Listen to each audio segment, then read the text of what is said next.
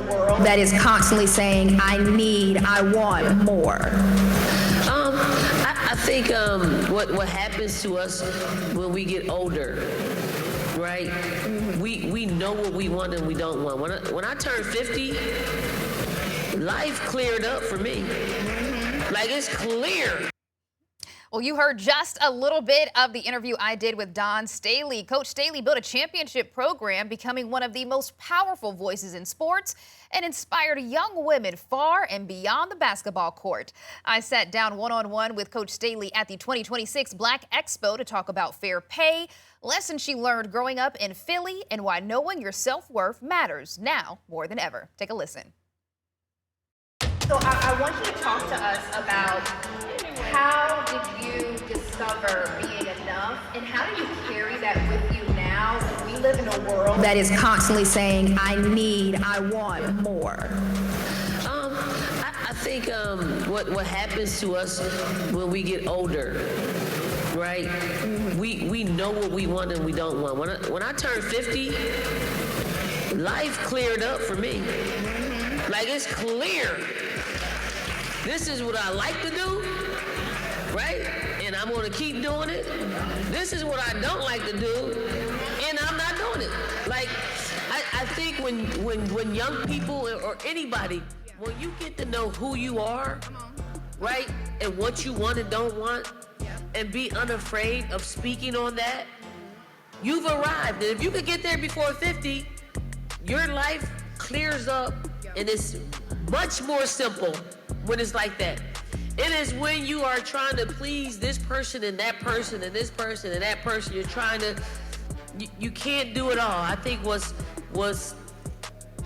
I've found is, like, I'm organically and authentically myself, and I find that people are attracted to that. Good, bad, or indifferent, like, they respect it, and that's again, being in the business of just leading young people and trying to give them a perspective on life and get to that place, because I never want anyone to take advantage of our players, never. So if they can understand and speak what they like today may not be what they like 10 years from now, right? 20 years from now. But for today, don't get taken advantage of today because you didn't want to open your mouth. Because when you don't speak on what you like and don't like, people will assume, and they will put off on what they like on you and expect you to adhere to that.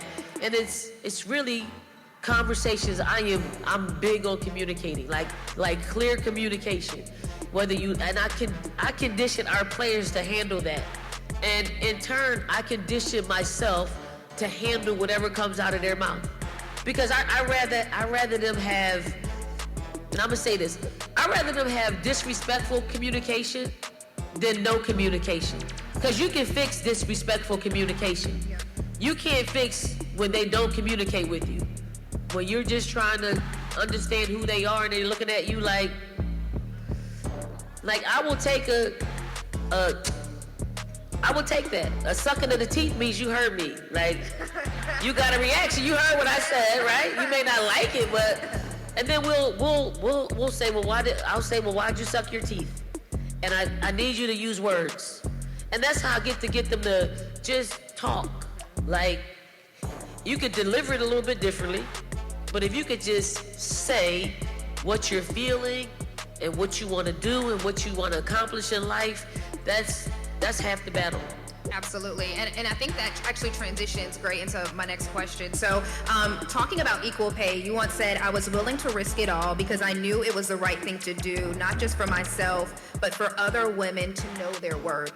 Yep. For anybody who's in the audience right now and they're doubting themselves, maybe they're struggling with imposter syndrome, can you speak to how you walked through that process and decided, you know what, I need to advocate for myself, how you got to that place, and what helped you do that? Because really, it can be a scary thing sometimes, advocating for ourselves. Yeah, it is. I think there was a process in it. So it wasn't just I woke up and said, I want equal pay, right?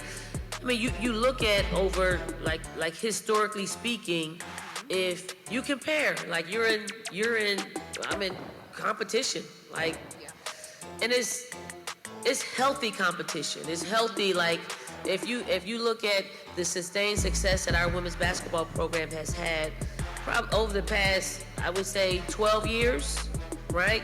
And if you quite naturally look at what your counterpart is doing, right? And you see when it's time for your counterpart to get a raise, that their raise is 2 and 3 times more than your raise, and you're having success. Doesn't quite sit well, right?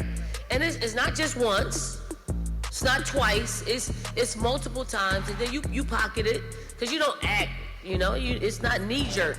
It's not knee-jerk. You continue to, get your head down, put your head down, and you continue to be successful, and then you strike when the iron's hot. And I struck when the iron's hot, and then I not only did that, I have an agent, and my agent did all of my negotiations, right, with our AD, all of them. And it always got to a place where, well, he would say, well, they don't have any more money, right? And understand this, I'm not driven by money. I really am not, right? During that time, I was making a whole lot of money, but it was the principle of it, right? So I asked my agent to stand down. I didn't want him to negotiate this. I just asked him. I didn't fire him. I said, you're not gonna negotiate this part of my life and my contract negotiation. Now he took offense to it, but sometimes you gotta do what you don't want to do to get what you want. It's one of the lessons in the book, right? So I hired a local lawyer who knew the board, the people that's gonna make the decision on the raise, the equal pay. And he knew the people in the athletics department. He knew all the political people, like, around here. Like, he knew all the players that were gonna make a decision on whether or not they're gonna give me equal pay. And that was the best decision that I could have made. And he wanted it to happen.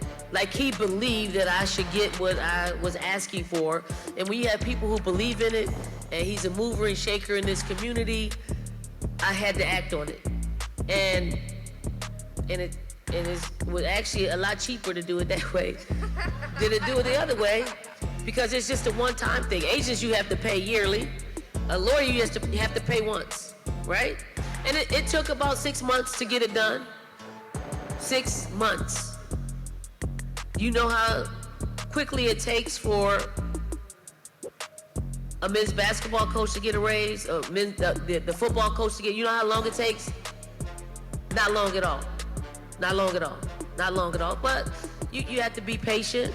When you know your worth, when you know it's worth fighting for, you just have to have some patience. Now I'm not saying y'all go and, on Monday morning, y'all go to y'all bosses and ask for, that ain't, don't do that. Coach Staley said. It's a process, right? And then you don't want to be disgruntled every day at work because you're not getting what you want. You have to plan for it. Like, it is a process. And then you have to get people around you that really can help you. Like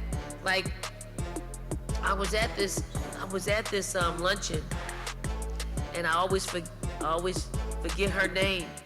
I may forget her name, but I've never forget the message, right? Carla Green, I think. Did I get that right? Harris. See, I do that every time. Carla Harris, right? Carla Harris was, I think, the first black lady to do something on Wall Street, right? Or somewhere financial.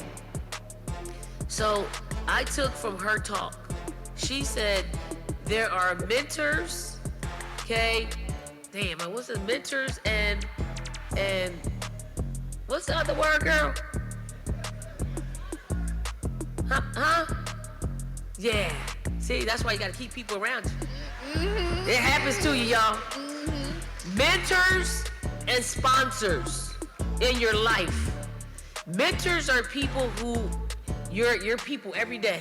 Every day they got your back. You're able to just talk to them. They talk you off a cliff. You could just be vulnerable with them, right?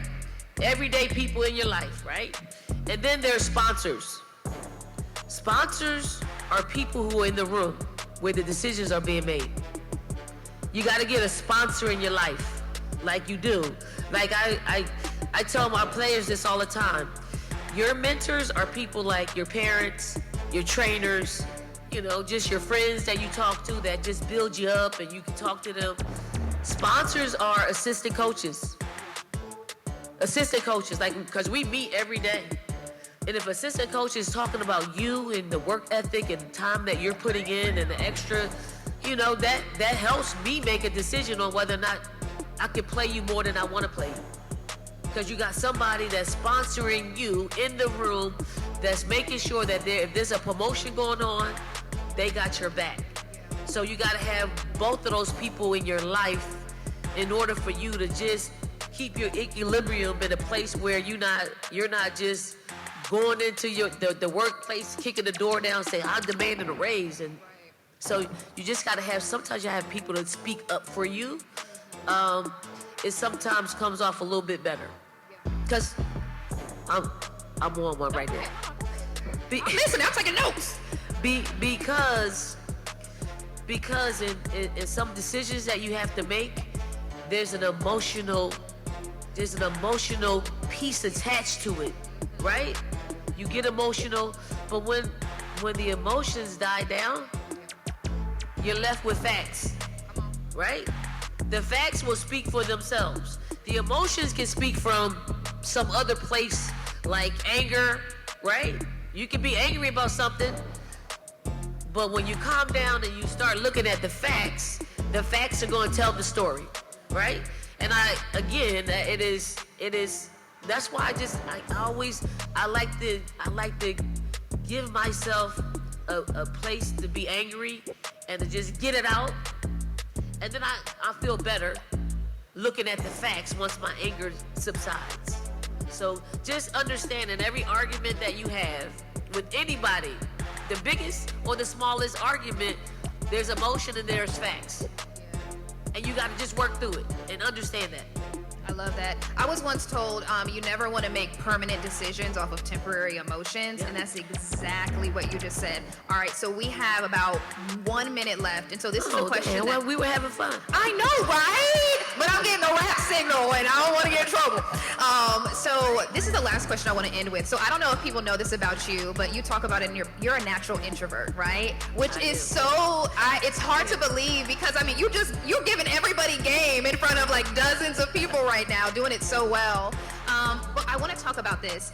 Can you encourage folks who, no matter where you're at, no matter where you come from, no matter what platform you have, can you speak to the fact that no matter who you are, you a natural introvert who came from the projects in North Philly, you who were quiet growing up became one of the most powerful voices in sports, period. Argue with me if you want to, period, right? So encourage us, give us an insight on coming from, it doesn't matter where you come from, if you have a goal, you have a dream, you can make it happen.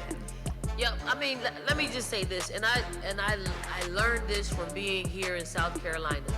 Like, sometimes you really can't explain what the secret to your success is. And then I had someone, we call our fans fams, because we feel like y'all are like family members, right? But before I'm gonna say this, I do have to give a huge shout out to our mayor, because he's done such a great job for our city. Like, he is everywhere. I mean, he is everywhere. I see him down in Soda City. Sometimes I don't even recognize him because he's like one of us, right? He's not your typical politician, right? He's not. Like, he'll talk to you. He may not always have, may not always have yes as the answer, But when someone listens to you, when someone gives you perspective, when someone you know is really out for the people, you can take a no every now and then, right? True. So Mayor, I just wanted to thank you for your discernment. I want to thank you for just being here for the people, because I think a lot of times people just want to feel like they're heard, and you give us that, so I really appreciate that.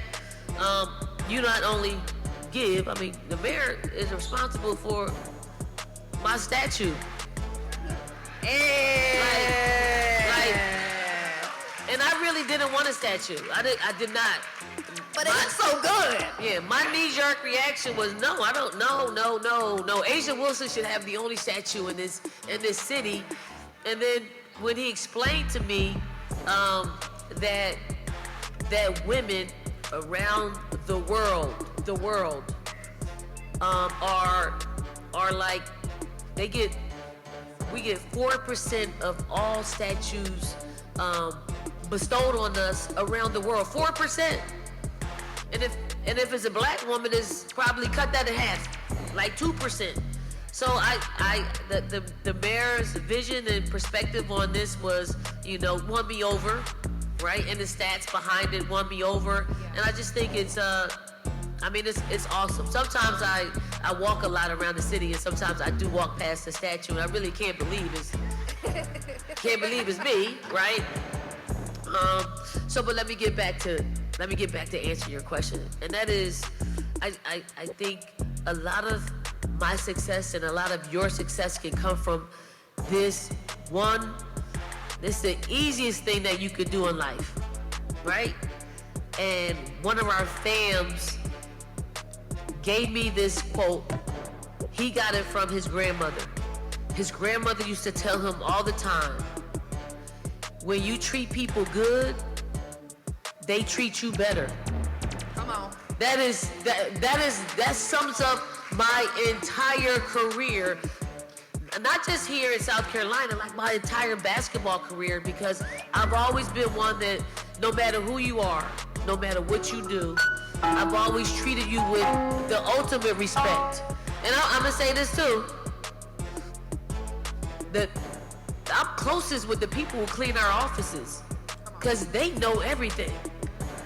They know everything about the organization, everything, right? So I'm just real respectful of people and their time and what they do. And Columbia, South Carolina the community has wrapped its arms around me, right? And I feel like I feel for basketball with you all, and that is, it's a debt that I can't ever repay. So anytime that I can do anything in my power to help this community, I am going to do it, because I've been here for 18 years. 18 years I've been here, and I've felt nothing but love. Now, I'll say I've had other opportunities. Other people come after me, right? But then when it's time for me to make a decision, I'm like, the people here in South Carolina are unmatched.